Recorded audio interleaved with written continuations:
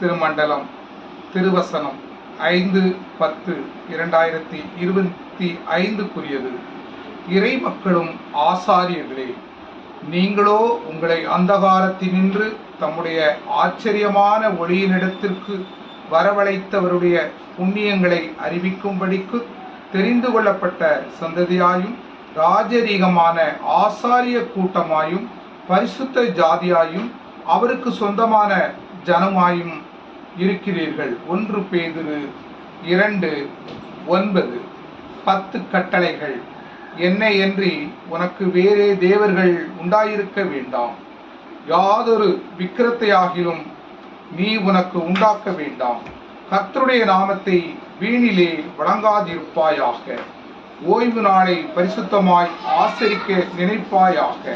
உன் தகப்பனையும் உன் தாயையும் கனம் பண்ணுவாயாக. கொலை செய்யாதிருப்பாயாக. விபச்சாரம் செய்யாதிருப்பாயாக.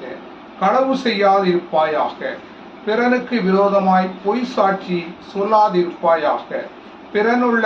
பிறனுக்குள்ள யாதொன்றையும் இச்சியாதிருப்பாயாக. யாத்ராகமம் 20:3-17 வசனங்கள். ஆவியின் கனி: அன்பு, சந்தோஷம், சமாதானம், நீடிய பொறுமை, தயவு, நற்குணம், விசுவாசம், சாந்தம், இச்சையடக்கம்.